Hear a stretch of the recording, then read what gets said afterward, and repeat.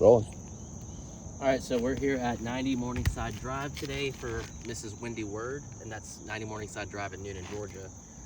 She has several areas that had some wind damage.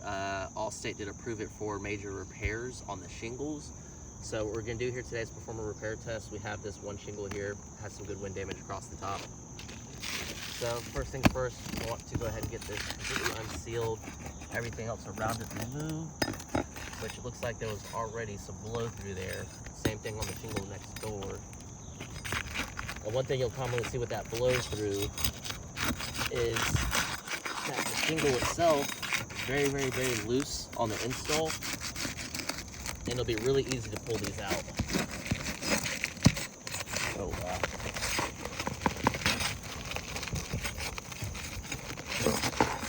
And almost as expected with that blow through, as mentioned, that top side nailing pattern, very, very poorly done. I didn't even have to get all the way through to that top side to let those shingles fall loose.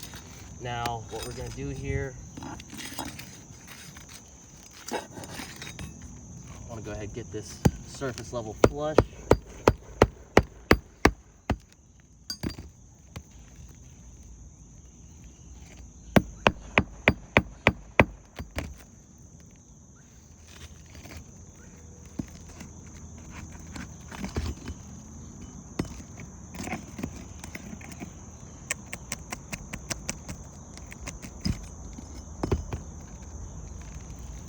And we can get our new shingles slid in.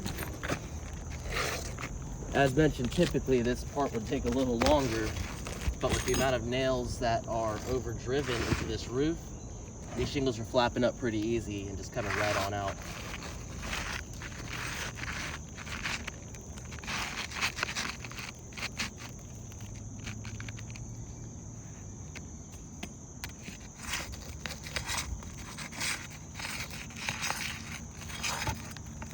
So the unfortunate part about blow through is that the shingles came out too easily, however, the nails did not. So we're having an issue, as you can see here, it's not gonna be flush unless I can get to those nails.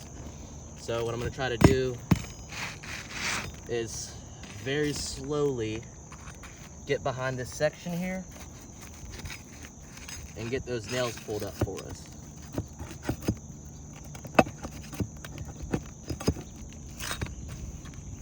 Without a flat roofing deck, there's going to be pop-ups in the shingles and issues that are going to arise from not doing it the right way.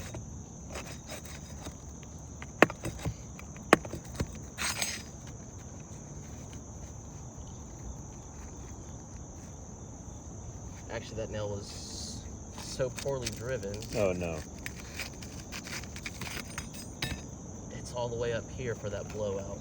So it's actually too far up above the nailing line, making it really difficult to remove here.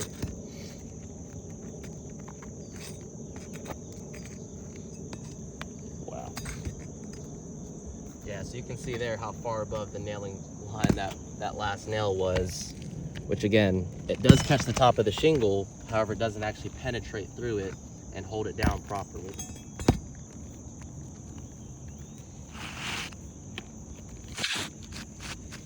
All right, now that we got a nice flush fit, I can go get the shingle installed and nailed through. Obviously, we want to start with the bottom side section, then we can come back and finish in these little final calf nails across this top. Let's go ahead and throw this back in our little pile.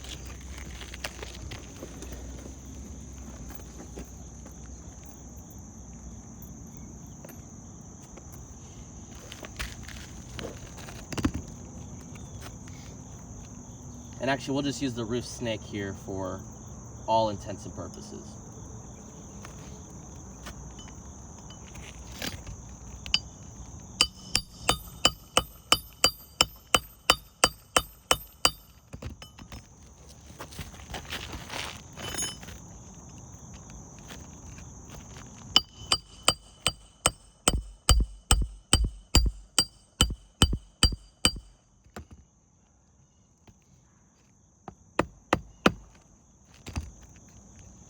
And as expected with the roof snake, and when these shingles are so old, I can't even put it up to the edge of the shingle, otherwise it causes that shingle to crack.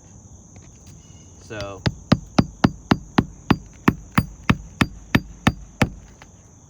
back to the good old hand nail pattern.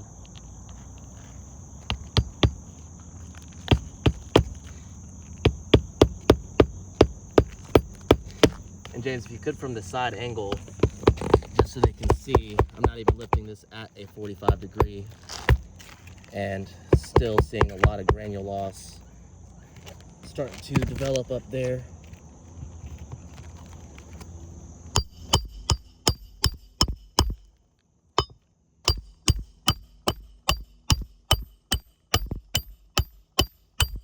With every swing, you got granules popping off. Yeah.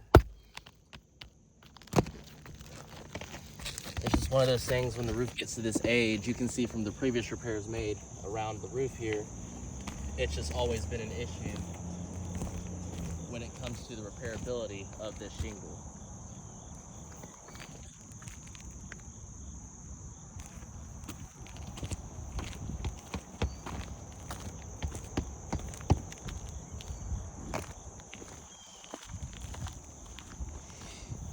Okay, I got the prior repairs.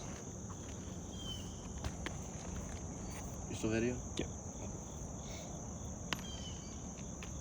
All right, and now we just got this top side section to fill back through.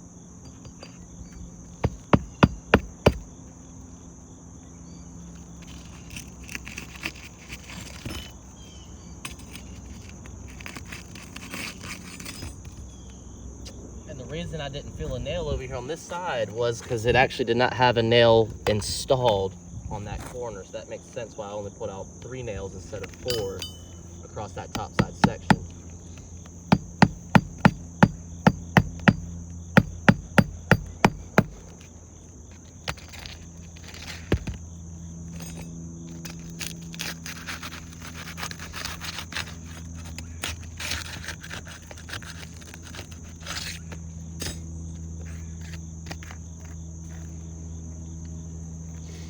And again, you can just see how high these nails were previously nailed through.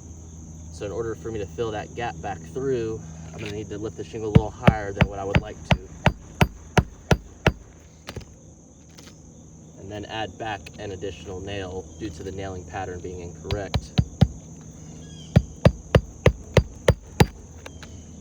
All right, so this will be what we're left with after a singular repair for one shingle.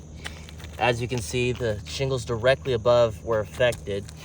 This one not so badly, but you can see that crease starting to kind of show itself here. Again, without there being a nail over on this side was barely even affected because there wasn't that much manipulation needed. But for what it's all said and done, if we replace one shingle, we're gonna have that same rolling effect to replace another 2 above. Again, relating back to the previous repairs made on the roof, even at its current age and its previous age, it's showing that this roof is unrepairable.